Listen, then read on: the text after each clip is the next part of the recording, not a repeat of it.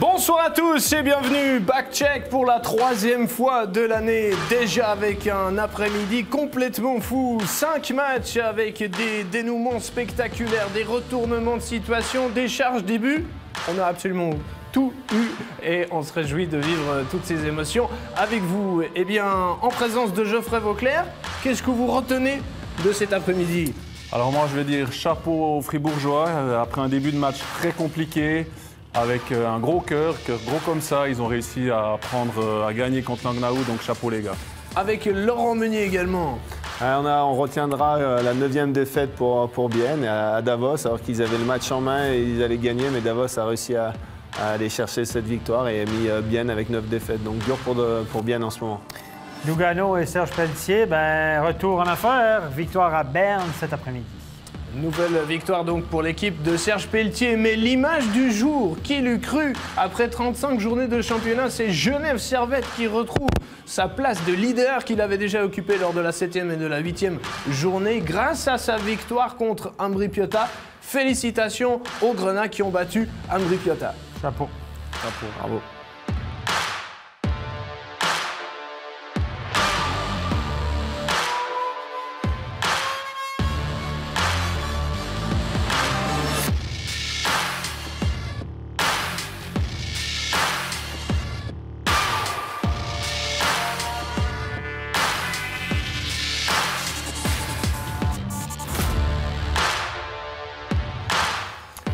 Bienvenue donc pour revenir sur cette grande soirée de National League.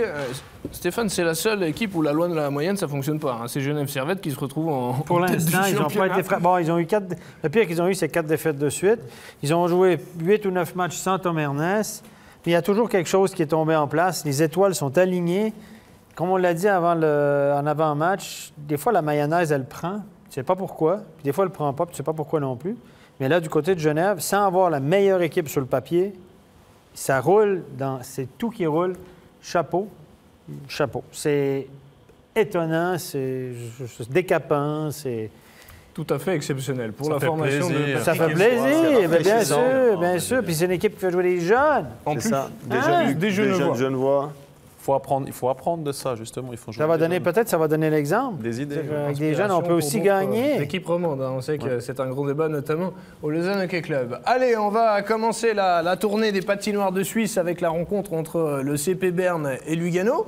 Lugano qui restait sur une belle victoire contre Fribourg. C'était l'un des deux matchs avec véritablement 6 points en jeu entre deux formations qui bataillent fermement pour accéder aux séries finales. Lugano qui comptait avant cette journée 4 points de retard sur la barre. Chornay était surnuméraire. Retour de Lajunen. Berne, pas de changement de son côté. Et l'ouverture du score qui va tomber après 10 minutes de jeu. Inti Pestoni, assistance pour Ebet et Chervet. Pestoni qui marche pas trop mal depuis quelques matchs.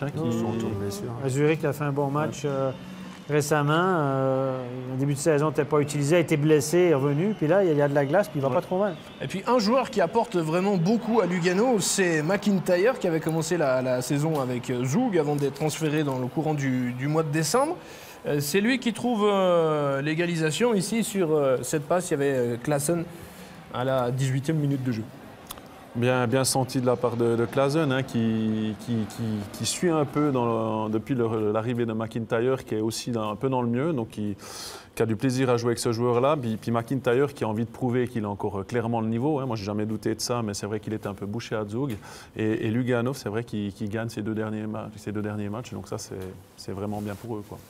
Lugano qui va poursuivre sur la deuxième période avec les buts marqués tout d'abord par Berne. Vincent Praplan va marquer le 2-1.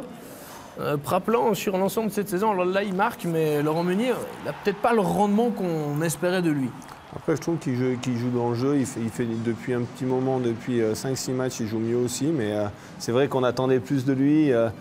Il revient des États-Unis. Des fois, on attend un peu trop de ces joueurs qui sont quand même jeunes, qui reviennent des États-Unis. On pense qu'ils vont dominer la Ligue, mais on a aperçu avec Vermin que ça a pris un peu de temps aussi. Toujours. Vermin, Berthier, donc ça prend un peu de temps. Donc, ouais. Un but important, celui de Reto Souris qui a été marqué, Stéphane, à 4 contre 5. Oui, ça c'est un but important. Souris qui connaît une saison difficile en termes comptables, évidemment, pas beaucoup de buts cette année. Mais là, la passe était sur le tape, comme on dit, un revirement. En dessous du bloqueur, beau tir, regardez. Tac, fixe le gardien. Julien Contano serait tellement content. Il fixe le gardien, moment d'hésitation. Tac, en dessous du bloqueur. Lugano qui jouait avec Zurkirchen devant le filet. On s'est posé un instant, est-ce que c'est Schlegel, l'ancien Bernois, qui allait être titularisé? Aucune chance. On n'a pas voulu essayer de jouer sur l'énergie supplémentaire qu'il aurait peut-être eu en jouant face à son ancienne équipe. Ils ont gagné avec Zurkirchen contre Fribourg. Je ne vois pas pourquoi ils changeraient. Serge connaît bien Zurkirchen. Voilà, en plus, il est en bris. Et puis Schlegel, je ne pense pas qu'il a en grande confiance. Non, difficilement. Pour lui, ça doit être quand même dur mentalement, ce qu'il a vécu c'est extrêmement dur. On t'amène comme le numéro 1 au bout de 2 mois.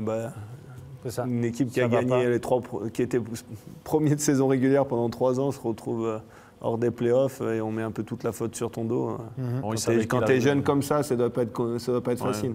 Bon, il savait qu'il arrive en terrain miné quand même. Là. Ouais, après Giannoni, une équipe qui a fait le titre, c'est pas facile. C'est pas facile. Non, il est parti à Lugano. Il a été remplacé par Karunen à Berne. Les images de la 3e et dernière période qui vont permettre à Lugano de faire la différence avec encore une fois McIntyre qui va marquer un nouveau but. Cette fois-ci à 5 contre 3, Laurent. Ouais, une belle passe encore de Klaasman. Cette connexion marche bien, visiblement. Copier-coller du premier but, exactement, avec belle présence de McIntyre devant le but et belle passe. McIntyre. Joli. McIntyre. Bien trouvé, celle-là. Et Lugano qui va marquer 2 buts dans la cage vide. On a véritablement joué le tout pour le tout avec une jolie lecture du jeu là, pour Bertadja, qui a senti la trajectoire de cette passe. C'est un but plus facile de la saison. Et après, le revers bien placé entre les jambes du gardien. Réalisation encore de Burgler pour le score final. Victoire de Lugano 5-2 contre Berne. Cette formation bernoise qui semblait s'être relancée mais qui marque à nouveau le pas. C'est déjà la 2e défaite en 2020 avec une partie perdue contre Rapperswil 3-2 au pénalty. Et puis ce match, Geoffrey, perdu contre Lugano. Oui, on pensait que Berne s'était bien relancé, puis là c'est un petit peu plus compliqué. Bon, je veux dire, 2 matchs perdus, dont un au penalty, c'est pas catastrophique, mais c'est vrai que Berne est encore impatient sous goutte à goutte. Je veux dire, il ne faut pas oublier ça. Sont la limite avec la barre. Ils avaient enchaîné quelques victoires avant Noël, on en a perdu. Là, c'est pas tout à fait de ça encore. C'est pas tout à fait de ça encore, mais c'est une équipe. Les gars qui sont en haut, les équipes qui sont en haut de tableau, quand ils voient les playoffs arriver, parce qu'on va commencer à parler de playoffs, les gars, il reste 14-15 matchs, puis tu vois Berne autour de la barre, tu dis, ça va pas être marrant. Puis tu vas rien faire pour les aider. C'est c'est clair, tu veux surtout pas qu'ils arrivent en playoffs, cette équipe-là. Non, mais là, il va y avoir une belle bataille pour les playoffs, parce que Lugano, Berne, Fribourg, Langnau, Ambry qui lâchera jamais non plus. Il lâchera pas non plus. Donc, non, c'est bien. Bien, et c'est vrai qu'étonnamment, on a oublié de parler d'eux aussi maintenant. Cette équipe de Lugano là, qui s'est clairement relancée en gagnant 2 matchs contre des concurrents directs. Tout d'abord contre Fribourg. Ce match contre Berne, nouvel entraîneur avec Serge Pelletier. Geoffrey Vauclair, vous sentez le renouveau arriver là, dans cette formation? Déjà, ils ont un système de jeu, ce qui n'était pas vraiment le cas avant. Il me semblait qu'il y avait beaucoup d'énergie avant, mais qu'on Tu dis ça. Comment tu sais ce qui se passe au Tessin? Tu regardes. Tu vois ça qu'en regardant, toi. Non, mais tu peux parler avec Serge, il va te le dire. J'ai parlé avec Serge, mais évidemment, lui, il va me dire qu'il y a un nouveau système, mais toi, tu as d'autres sources que moi. Oui, peut-être, non, mais c'est vrai qu'il y a un peu plus de liberté, il y a un peu plus un système, à mon avis, où déjà certains joueurs perdent beaucoup moins d'énergie, parce que Lugano, si on regarde, chaque début de match jouait super bien. Puis tout d'un coup, à partir de la mi-match, ça descendait parce qu'ils perdaient énormément d'énergie. C'est pas un bon préparateur physique. Peut-être, je ne sais pas. Mais je vous ai rien dit, on n'a rien entendu. Non, ça reste entre nous. Là. C'est pas comme si on était à la télé. Non, c'est pas grave. Et belle victoire donc pour Lugano, 4e défaite en 5 matchs pour la formation bernoise. Une équipe en crise, c'est Bienne qui restait sur 7 revers consécutifs dans ce championnat pour l'équipe d'Antti Tormanen qui se déplaçait à Davos pour un match très important. On va découvrir les images avec la première période de cette confrontation. Bienne qui est toujours 6e au classement, ça c'est tout de même l'immense point positif, même lorsque vous enchaînez avec une série de 7 défaites. Bienne qui va marquer un très joli but but. Laurent Meunier, on a apprécié la qualité du tir de poignet de Rayala sur cette ouverture du score après moins d'une minute de jeu. Exactement, il contrôle le palais parfaitement et après vraiment il ajuste le gardien exactement où il voulait la mettre et on ne peut pas mieux la mettre. C'est simple en fait. C'est simple, quand tu es un bon marqueur, c'est simple. Hein? Pour lui, c'est simple. On ne peut pas mieux la mettre. Quoi. Ouais, Rayala qui est sur le podium des joueurs qui tirent le plus dans ce championnat avec 116. L'égalisation de Nygren. Il y a eu un bel effort de Frenner dans un premier temps. Premier but de la saison pour Nygren. Il était blessé longtemps. Hein, mais un joueur très important sur la défense. Lui, on l'a engagé pour son shoot. On l'a engagé exactement pour ce qu'il a fait sur cette séquence. C'est-à-dire, il a un tir foudroyant de la ligne bleue. Ça, il excelle. On dit que son sens du jeu, c'est pas toujours ça, mais on dit que pour shooter de la ligne bleue... Non, mais là, il a... C'était une bombe. J'aurais bien voulu savoir combien c'est parti, ça. Parce que là, il peut tuer quelqu'un. Quand tu shootes à cette vitesse-là dans le paquet, c'est presque... C'est clair. C'est presque un danger public. Hein? Quand tu le vois lever sa canne puis que tu es devant la cage, tu dis « j'espère que... » C'est là qu'on voit toute l'importance et le sacrifice des joueurs qui sont capables de se jeter pour tenter de bloquer ce type de tir. Deuxième période, avec un jeu de puissance, Aaron Palouchaï qui a des bonnes mains et qui va le prouver encore une fois là, avec un tir sur réception. Ça aussi, c'est pas mal. Pas mal du tout. C'est la ligne avec Ted Enby. Oui, la passe de Ted Enby est parfaite. Et puis, Palouchaï sur réception. C'est la vitesse du tir. Hein. S'il fait un contrôle, là, le gardien est revenu. Le fait qu'il ne fait pas de contrôle, regardez le déplacement de Hiller à votre gauche. Pas qu'il est bien placé aussi. Et, Palouchaï aime bien cette position. Elle en a déjà marqué quelques-uns depuis cette position-là. Ouais, il rentre de l'autre côté avec un tir sur réception. Très belle action. Ouais. Un powerplay également pour les Célandais pour revenir dans ce match grâce à Radgeb, l'ancien fribourgeois qui va utiliser son tir du poignet là à travers le trafic pour le 2-2. Lui aussi, on l'a engagé pour ça. Exactement. Bon petit shoot, il trouve la ligne et il y a tellement de trafic devant la cage que le gardien ne peut pas l'arrêter. C'est très difficile et là... Yannick, il l'aimait bien. On a l'impression qu'elle est un peu déviée par le. Regardez ce que le gardien voit, c'est-à-dire rien du tout. Il faudrait qu'il fasse 2 mètres là, pour voir quelque chose. Pas qu'il avait des yeux. Il essaye d'ailleurs de regarder par-dessus la mêlée là, il essaie, le pauvre. de se mettre sur la pointe des patins, mais ça n'a pas fonctionné. La réussite de Rayala pour le doubler sur une belle passe d'Ulström. On sait déjà... La passe est magnifique. La passe est magnifique, mais par contre, Félicien Dubois... toute la partie du but, là. Par contre, Félicien Dubois, qui est un très bon défenseur, sur ce coup-là, il met une pizza, là, comme on dit. Non, regarde, défensivement, en fait, il est avec, mais il n'est pas avec, quoi. Ouais. Il ne contrôle pas la canne. Il ne contrôle pas la canne, il le laisse aller à la cage au lieu de boxer out. Revirement en zone neutre. Ouais, il y a une passe des Davosiens là qui est vraiment à risque, on va dire. Un giveaway, comme on dit. On a donné le puck à l'adversaire. Une patate chaude. En français. Comme tu dis. Exact. Une patate chaude.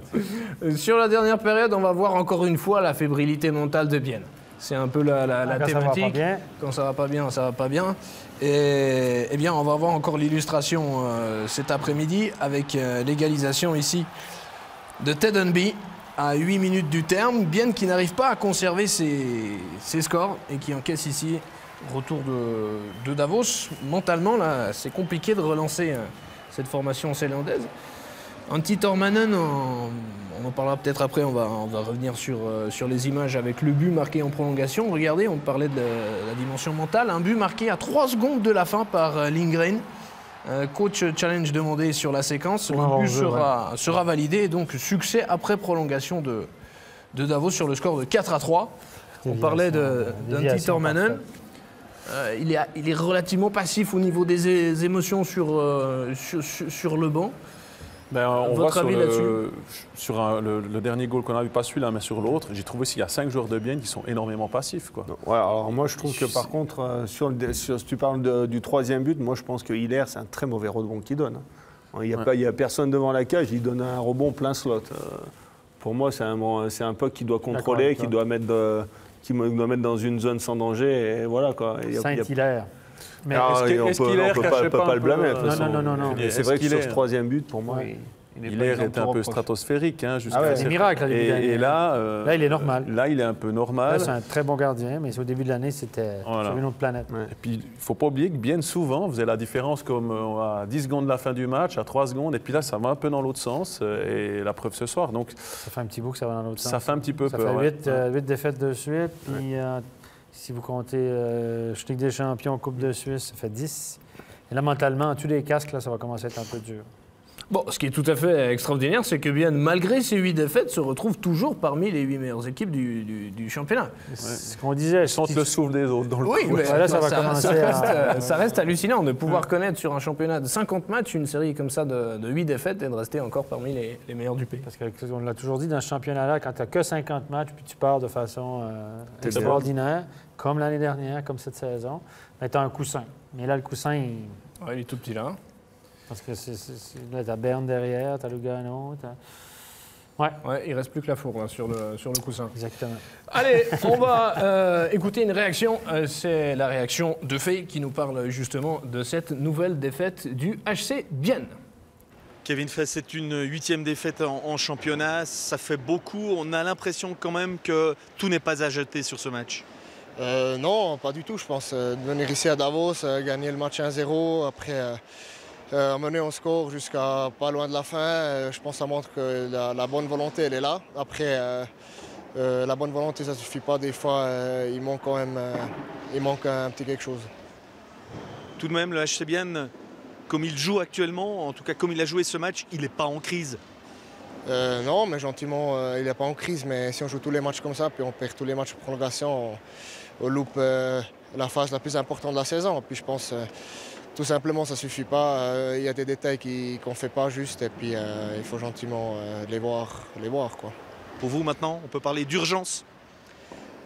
Ouais, je pense gentiment, on peut le dire à la télé, il y a une urgence là. Ça fait, je crois, la 8e défaite d'affilée, même si on cherche un point, ce qui est bien à Davos, mais c'est pas acceptable comme ça. Et puis, il y a des choses à changer dans le jeu. Je pense notamment peut-être un peu plus de sacrifices, bloquer des tirs, des choses qui peuvent faire basculer justement une équipe qui est dans cette situation-là.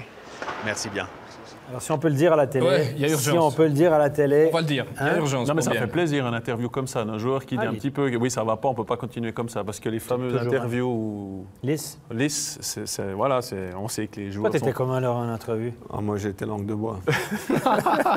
Moi, j'étais politiquement correct. Politiquement correct. Bateau. Bateau, je donnais les Tu réponses parlais qu'il puis tu disais fallait. rien. C'est ça. Tout va Je bien dans le parlais, meilleur des je mondes, faisais c'est du bon. Trovent pour endormir la situation, pour calmer tout ça. Après, par contre, dans le vestiaire, c'était différent. Elle est différente. Il fallait dire les choses qu'il Mais c'est vrai fallait dire. Kevin Fay, il est toujours très Ouais, moi, j'aime bien. cash. Allez, on enchaîne avec le match suivant, Fribourg-Gotteron face à Langnau. Alors on a vécu Berne et Lugano, c'était l'autre match absolument chaud en ce qui concerne la lutte pour la 8e place. Fribourg-Gotteron qui restait sur une défaite contre Lugano. 5 points de retard pour l'équipe de Christian Dubé. Un match où on va tout d'abord avoir un fait de jeu. On a cru durant longtemps que ça allait être le tournant du match, c'est la charge de Stalberg qui sera exclu du match. Pas belle du tout. Huguenin ne reviendra pas sur la surface de jeu. Votre avis, Stéphane, sur cette faute? Il n'y a rien de répréhensible au contact, sauf que le joueur n'est plus porteur de la rondelle. Donc, c'est au minimum une obstruction. Puis c'est très, très tardif. Ça fait pas juste... ça fait un moment là, qu'il n'a plus la rondelle. Puis c'est l'angle mort. Ouais. Épaule contre épaule, peut-être qu'il la touche sur le menton. On ne va pas chipoter, mais charge tardive, obstruction, pour moi, c'est très mauvaise charge, dangereuse. 5 minutes, c'est justifié, suspension, à mon avis. Exactement, je suis exactement de cet avis. C'est des gestes qu'on ne veut pas voir, qui sont inutiles et qui mettent la sécurité des joueurs en jeu. Donc, enlever ça du match, c'est minimum 3 matchs pour moi. Une chose à savoir, c'est que quand tu t'attends à recevoir une charge, je veux dire, ton corps n'est pas la même chose que quand tu es détendu Non. parce que tu ne vas pas en recevoir une. Non. Et là, il est totalement détendu, Huguenin. Donc, Aucune idée. l'autre arrive en donnant une charge. En plus, Stalberg, il ne pèse pas 65 kilos. C'est un beau bébé, Ah, oui. assez solide. Donc, ça, c'est vraiment pas joli comme charge. On espère qu'Anthony n'a rien de grave. Comparable à celle de Noah Rod en début de saison sur Exactement. Loïc Inalbon, à mon avis. Tardive, Ouais. le gars s'en attend pas. Sauf que là, Inalbon est tombé, il s'est tapé contre la bande. Mais là, c'est... Voilà. Alors Pas si joli. on a cru, c'est pas joli effectivement, et si on a cru que ça allait être le tournant du match, c'est parce que sur le power-play qui a suivi, eh bien Langnau a marqué 2 buts avec la passe de Di Domenico ici pour Ben Maxwell après seulement 50 secondes. Une jolie combinaison avec Di Domenico. Laurent, là, il est très patient avant d'effectuer la passe. Hein. Exactement, il est patient, il attend que la ligne s'ouvre, il attend, et après il trouve une belle ligne et Et Maxwell fait un beau geste technique parce qu'il est sur son côté gauche, il est gaucher à gauche et il arrive à bien à la prendre de voler pour la mettre au-dessus de la jambière de Reto. Et puis, ouais, à nouveau, très patient, cette fois-ci sur l'aile gauche. Là. La passe est magnifique pour le capitaine Berger. 2-0. Et là, on s'est dit, Geoffrey Vauclair, que ça allait être compliqué pour la formation de Fribourg-Gotteron, qui aura eu l'immense mérite dans ce match de se battre jusqu'au bout et de réussir à retourner une situation qui semblait terriblement compromise. Alors exactement, hein, moi je dois dire que j'étais fâché après les 5 minutes de Stalberg parce que je me suis dit qu'il allait mettre vraiment son équipe dans l'embarras, hein, pour peser mes mots. Et puis derrière, Fribourg a super bien réagi, je l'ai dit avant, ils ont vraiment travaillé avec le cœur et malgré... ils ont réussi à s'en sortir. La passe de Motet. La passe de Motet, super. Qui est très belle passe, qui est à mon avis le meilleur joueur actuellement à Fribourg offensivement, Motet. Mais toute l'équipe a tiré à la même corde sur ce coup-là. Ouais, Langnau qui va reprendre de longueur d'avance avec Nolan Diem là, sur un engagement gagné. Tir de Lardy. Donc par 2 fois, même par 3 fois, Fribourg-Gotteron avait 2 buts de retard et va réussir à combler. Il y a un joueur qui va se mettre également en valeur dans ce match, c'est Boychuk, qui va marquer le numéro 2 sur la séquence qu'on découvre ici. Un but important juste avant la fin de la deuxième période. Ouais, exactement, encore un but sur face-off pour Fribourg, qui a une bonne habitude de marquer sur face-off. Et Boychuk qui fait, avec la ligne Spronger et Motet, qui a fait un très bon match ce soir. Un but de passe pour Boychuk. Et je pense que Julien doit avoir 2 buts, une passe, parce que j'ai l'impression qu'il fait la passe aussi sur l'engagement. Donc Julien, Kylian et... Avec Julien qui avait marqué que 2 buts cette année, on va le voir, hein, il va doubler son capital but en un seul match, on va le voir un peu. Oui, c'est lui qui a lancé la révolte pour Fribourg-Gotteron ce soir, même si Pessonen va marquer le numéro 4 à l'entame de la période. Il n'y a pas eu beaucoup de matchs cette année que Langnau maîtrisait la 4-2. Par contre, la formation d'Ehlers, là, elle s'est laissée remonter. Ouais, normalement, il est réputé, lui, pour un peu serrer les rangs quand il ne faut pas prendre de goal. Mais là, c'était un peu plus compliqué. Berra, sur ce coup-là, pas vraiment à son avantage. Mal paru. Parce qu'il aimerait la revoir. Ouais. Le but d'Aplanalp, après 48-52. Un joli tir, là, qui relance Fribourg-Gotteron. Un très beau jeu de Boychuk au début où il fait une très belle feinte où il élimine son adversaire direct. Après, il a un peu de réussite ici, mais un très bon tir d'Alpi. Comment on dit ça? Une tasse de café qui a servi une tasse de café. Une tasse de café, 2 lait, 2 sucres. Je pense qu'il va avoir du mal à dormir ce soir. Bon, il a de la chance, les matchs ont commencé à 15h45. Ce sera plus facile. Le 4-4 à 5 minutes de la fin, le tac. Avec une très habile déviation juste devant le gardien. Donc une passe shoot de Nathan Marchand, qui revient bien aussi. Et puis pour Fribourg, donc ça fait du bien d'égaliser. C'était super important, je pense, pour eux mentalement. Et qui c'est qui marque? Et qui c'est qui marque? Et je joue. Money time dans les moments importants. Money time, Julien. On retrouve le capitaine. Là, on le sent vraiment content. C'est un gars qui a l'habitude de marquer des buts. On sent vraiment que c'est une espèce de libération pour lui aussi. La passe de Gunnarsson est bien dosée. Regardez, elle arrive juste au bon moment. Et un but à la Julien. Ouais, on parlait du but de Rayala, que c'était bien placé. Celui-là aussi, hein, on peut difficilement mieux le placer que ça. Regardez la joie du capitaine. Et on est aussi content pour lui. Ça va soulager. Boychuk, gros match. Kylian Motet, encore une fois, qui a été omniprésent lors des 2 derniers matchs. Ouais, et pour Fribourg-Gotteron, c'est vrai, on ne l'a pas dit lors de la retransmission, mais c'était tout de même un peu la dernière qui sonnait avec ce match contre Langnau, là. Disons, il ne fallait pas que la spirale devienne un peu négative, quoi. C'est vrai qu'après le match de Lugano, il fallait une réaction. Ils ont un début de match où les 5 minutes de Stalberg, waouh, tu peux baisser les bras, mais ils n'ont pas baissé les bras. Et chapeau à toute cette équipe. Oui, c'est sûr, parce que perdre 2-0, 3-1, 4-2, 4-2 de 1 minute au début du 3e tiers, prendre le 4-2, ça fait mal. Ils ont continué à se battre, ils ont continué. Ouais. Donc, à l'arracher. Gros caractère. Et c'était pas tout beau partout, tout le temps, tactiquement, techniquement. Mais par contre, si on est aux émotions, au caractère et... Le résultat. On est content pour eux. 2 points. Ouais, c'est ça. 2 points. Allez, la magie de la télé, d'un Vauclair à un autre. On va écouter désormais Tristan. Il nous parle de ce succès pour Fribourg-Gotteron. Tristan Vauclair, ce soir, Fribourg-Gotteron a fait preuve de beaucoup de caractère, surtout dans cette dernière période. Ouais, c'était un match difficile. Langnau qui joue bien défensivement, vraiment solide, qui ont des gros défenseurs. Donc après une pénalité de 5 minutes où on ne réagit pas très bien et puis on reçoit 2 buts.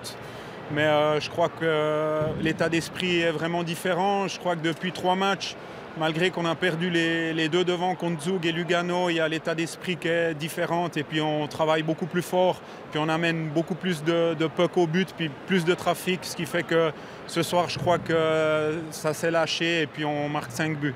Ouais, vous dites, vous marquez 5 buts. Avant, vous étiez 1,4 buts marqués par match lors des 5 dernières journées. Là, vous avez vraiment fait la différence ce soir. Vous avez concrétisé.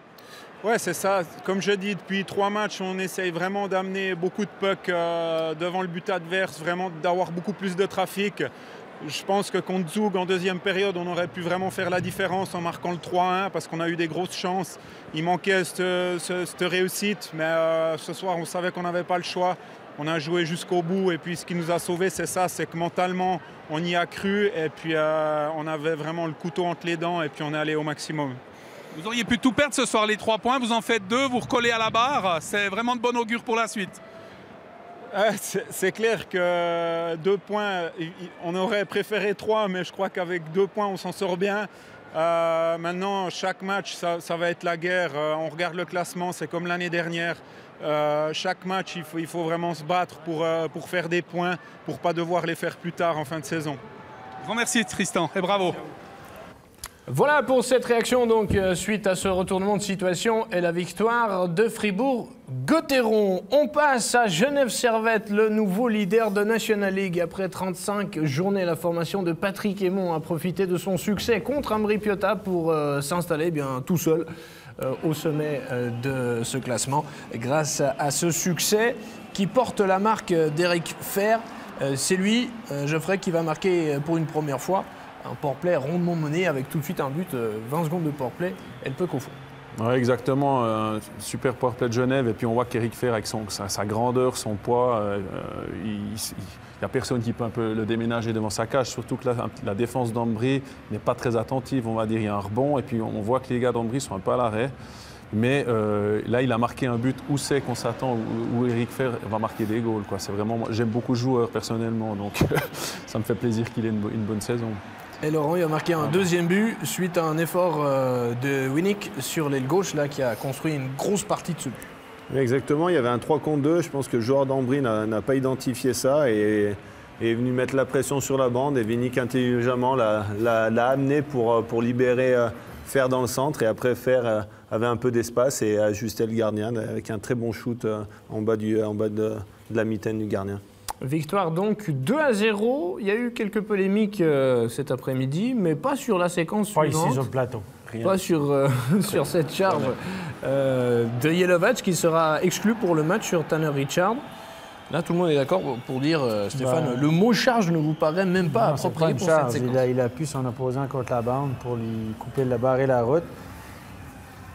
Et puis Tanner Richard veut simplement se retourner pour protéger sa rondelle ou feinter. Et simplement, il est bas. Je pense qu'il s'éclate la bouche ou la figure contre le rebord. Pour moi, il n'y a même pas 2 minutes. Alors que les arbitres donnent 2 minutes, on peut comprendre éventuellement. Mais la suite... Une décision qui a été prise après consultation. Les 4 arbitres se sont regroupés avant de décider. Oui, bon, ils ne peuvent pas consulter la vidéo sur ce coup-là. Non. C'est vrai qu'il a levé le bras, puis je pense que comme il y avait le bras là, puis il y a eu blessure, il s'est dit on n'a pas le choix de donner 5. Mais est-ce qu'il y avait 2 minutes déjà? Bon, l'arbitre au milieu a un angle que nous, on n'a pas. Il est en ligne avec l'action devant le banc de pénalité.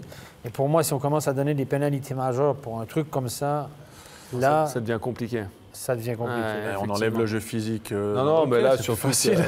Il n'y a rien. Je pense qu'il a voulu faire une feinte... se tourner rapidement, a perdu un... Jelovac l'a tapé et il est tombé, mais c'est vrai que c'est compliqué de mettre 5 minutes pour ça. Hein, voilà. Ça devient vraiment très compliqué, effectivement. Match plein donc pour l'équipe de Genève Servette qui se retrouve leader du championnat. Une réaction d'un homme forcément heureux puisqu'il n'a pas pris de but dans sa cage. Il s'agit du gardien Desclous. On l'écoute. Petit Desclous, c'était votre retour au jeu et vous le fêtez de la plus belle des manières avec ce blanchissage. Ouais, magnifique match de l'équipe, je suis vraiment content, ça fait du bien. C'est votre 6e victoire consécutive pour Genève Servette depuis le mois de décembre. C'est une très belle période que vous vivez en ce moment. Ouais, vraiment super. Maintenant, je crois qu'il faut qu'on continue de se concentrer un match à la fois si on veut continuer de gagner des matchs. Le championnat est long, les résultats sont très serrés, donc on continue de prendre juste un match à la fois. Et puis cerise sur le gâteau, vous reprenez la première place du classement ce soir grâce à votre victoire. Il paraît, ouais, je regarderai ça sur mon téléphone quand je serai dans le vestiaire. Mais ouais, c'est clair que c'est cool. Après, on a encore des matchs d'avance. Comme je disais tout à l'heure, la saison est longue. On continue de se concentrer un match à la fois pour en gagner le plus possible. Merci Gauthier, bonne suite. Genève Servette est donc en tête du championnat de National League. On passe au dernier match, c'était le choc au sommet. Avant cette 35e journée, eh bien, il y avait 3 équipes avec 59 points. Genève, Zug et Zurich, les 2 Z qui s'affrontaient au Wallenstadion avec un match très engagé, beaucoup de pénalités, beaucoup de bons jeux en ce qui concerne la tactique, relativement peu d'occasions de but. L'ouverture du score ici avec Zrid, Laurent Meunier, qui a perforé la défensive zurichoise, qui n'était pas irréprochable en la circonstance. En l'occurrence, Peterson s'est fait avoir par une feinte de Zrid, ce qui lui a ouvert de l'espace. Et après, il a été intelligent, il a avancé et a mis un petit tir sous la mitaine du gardien, un bon petit tir. Et surtout, le gardien était masqué par son propre joueur, Marty, donc, ce qui a permis, je pense, aussi à Zrid de marquer ce but. Zurich qui jouait sans Gros, Zug qui jouait son défenseur Diaz. L'égalisation est tombée dans la dernière période avec Hollenstein. On la découvre tout de suite sur cette séquence. Peut-être le tournant, c'est ici la possibilité, Stéphane, pour Klingberg. Hein. Voilà, Klingberg qui est très puissant, qui est foncé à la cage. Puis le puck a été sauvé in extremis, comme on dit. Le gardien Genoni qui n'a pas son bâton, c'est l'information principale de la séquence. Il concède le but. Dollenstein qui tourne effectivement autour du but. Le tourniquet. Ça a été traduit au Québec par le tourniquet. C'est intéressant. Il a essayé de mettre son bloqueur entre les jambes. Hein. Genoni, si on regarde sur la séquence, pour jouer avec le bloqueur, un peu le rôle de la canne. Ouais, il n'est pas capable, c'est directement. Mais c'est bien joué Dollenstein. Ouais, il a été fait un renard. Fait un renard sur ça. Et donc ce match qui s'est décidé au tir au but, avec une réalisation décisive qu'on va tout de suite découvrir et qui permet à Zug de remporter pour la 4e fois en 4 matchs un succès contre Zurich. Kovar, on en parlait en début de match. Là, c'est l'action du gardien qui va décidément faire dans parler. le bac à sable, Stéphane. Non, mais sérieusement, il joue dans le sable. Non, mais il fait quoi? Qu'est-ce qu'il a voulu faire? C'est Ortio, le gardien finlandais. Qu'est-ce qu'il a voulu faire? C'est la question à 1000 francs du jour. Là. Tu sais, quand tu vas voir des matchs de 3-4e Ligue, là, des copains, le gardien, il fait ça. Des fois, il fait ça pour rigoler. Par terre, il met 1 minute pour se relever. Mais pour rigoler. Mais pour rigoler. Non, mais on peut la revoir. Non, je pense pas que c'est l'image de la soirée. On peut la revoir, surtout qu'il n'y a pas de grosse feinte avant. Il se jette sur rien du tout. Surtout que Kovac n'a pas de toile sur sa canne. Sur sa palette, il n'a pas de toile. Il a enlevé la toile. On peut nous la remontrer, focalisé sur le gardien. Oubliez le joueur. Il n'a pas de toile sur sa canne. Donc c'est quand même compliqué. Je pense qu'il était sur le banc, il a enlevé la canne. Il s'est dit de toute façon, on va regarde les gardiens. Puis bien avant, il s'est couché. Ben oui. Aïe. Alors là, sérieusement, plus je la regarde, pire. C'est la fatigue. Ouais, là, c'est incompréhensible. Surtout que Kovar n'est pas réputé pour la puissance de son shoot ou quelque chose comme ça, quoi. Même là, les gardiens reculent tous en papillon, puis le déplacement, ils ne sont jamais vraiment battus. Parce que souvent, ce qui peut arriver quand le gardien a l'air ridicule, c'est quand il tente un puck check. Ouais. Donc là, mais là, en l'occurrence, il n'a même pas fait ça. C'est qu'il a fait le gardien de foot, il a tenté un côté. C'est un semi-bateau qu'il a essayé, ça. Tu sais, quand il a juste oublié de lever dans les années 90. Geoffrey, vous avez remarqué que Kovar n'avait pas de tape. Pourquoi est-ce qu'il se présente à tirer un penalty Il n'a pas eu le temps de la toiler, à mon avis. Il s'est fait surprendre. Et puis, parce que moi, parce que des fois, il y a des bouts de toile qui traînent. Des bouts de tape qui partent tout à coup parce qu'il y a un coup de patin dessus ou n'importe quoi, puis tu l'enlèves. Je pense qu'il n'a pas eu le temps de la... Il y a des joueurs qui ont pris une autre canne. Il a tiré en 6e, donc... Il a eu quand même quelques minutes pour mettre son tape. Est-ce que c'est volontaire? Tu peux changer de canne aussi. Oui, c'est ça. Tu peux prendre une autre. Peut-être c'était volontaire. Hein. Ah, mais tu sais, il y a une canne à laquelle tu tiens. C'est ta canne, quoi. C'est pour ça, je pense qu'il a voulu tirer avec. Tu enlèves un bout de tape et le gardien fait le bateau. C'est ça la morale de l'histoire. Il a dit au gardien, écoute, j'enlève ma tape, tu fais le bateau, puis c'est bon. Quelques joueurs, ça, j'avais pas connu un joueur qui joue sans tape. C'est la vague joue avec du tape comme au inline, où il place son tape de manière horizontale sans faire le il y en a dans tour de la canne. Ouais, ça existe aussi. pour économiser de la toile. Ouais. C'est plus un Exactement. ruban, une espèce de ruban. On sait bien que ça vaut cher. Allez, on enchaîne avec une Les interview. bijoux, oui. C'est l'interview d'Antoine Morand qu'on va tout de suite écouter après cette nouvelle victoire pour Johan Morand, pardon, la victoire de Zug. Johan Morand, ça a le sourire du côté de Zug quand on joue Zurich cette saison. 4e match, 4e victoire, même si ça a été un petit peu long à se dessiner aujourd'hui. Un peu difficile pour nous aussi aujourd'hui. Je pense que Zurich a une très bonne équipe, très bien organisée, beaucoup de talent offensif. Heureusement, en ce moment, on peut compter sur un Giannoni qui est vraiment très très en forme. Et aujourd'hui, ça nous a donné un bon coup de main. Le 3e tiers a été assez compliqué. On fait le dos rond, on tient, et puis finalement, on arrive quand même à trouver le moyen de gagner au pénalty. Voilà, c'est un peu la différence entre nous en ce moment et nous il y a 2 mois. Où là, on arrive à trouver des solutions. On arrive quand même à tenir, même quand c'est difficile. Et on trouve une solution à la fin. Super pénalty de Kovart d'ailleurs en passant. Mais ouais, on réussit à prendre 2 points à Zurich, tout le monde ne va pas le faire. C'est un bon résultat, on est content ce soir. Merci. Victoire de Zug qui se retrouvera donc, on le verra tout à l'heure, 2e au classement. Il est temps de passer à l'instant que vous attendez tous. Ce sont les 3 étoiles de la soirée. Roulement de tambour.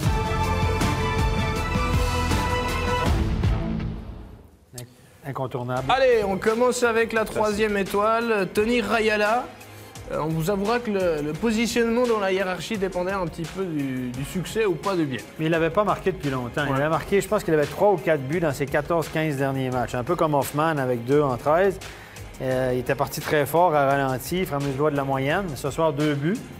1 superbe, 1 tap-in. Au bon endroit, au bon moment. Bon endroit, bon moment, bien servi par son coéquipier. La 2e étoile pour Julien Sprunger qui a offert la victoire à Fribourg-Gotteron dans ce match très important en prolongation contre Langnau. On a retrouvé Julien Sprunger, je veux dire un classique de Julien, c'est-à-dire que dans des grands moments comme ça, il est capable de mettre le puck dans la cage. Et ça fait du bien à Fribourg ce soir. Tant mieux pour lui, tant mieux pour Fribourg, pourvu que ça continue maintenant. Laurent, on termine avec vous. Eric Fer, une étoile en or et une place de leader au classement. C'est exactement, il est à 2-0, il met 2 buts. Genève prend la première place du classement, donc il fallait que ça soit un Genevois qui ait cette médaille d'or. Et on peut aussi noter Desclous qui n'est pas dans le classement, mais qui fait un blanchissage. Ouais, félicitations à Eric Fer et à Genève, surtout pour leur première place. Boychuk, il a été exclu au dernier moment de nos étoiles, mais il était mention honorable. Ah oui, mention honorable. Il a fait très bonne mention. Ouais. Mention honorable qui a joué. Le gars qui n'a pas joué de toute l'automne, il arrive.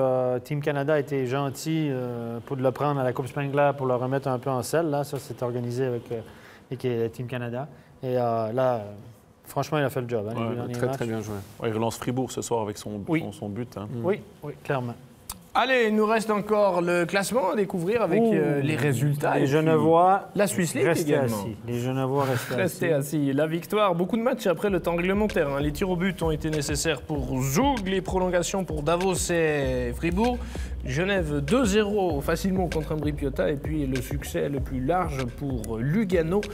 5-2 contre Berne. Le classement pour les Genevois, les Romans et les autres, avec effectivement Genève Servette, 34 matchs joués.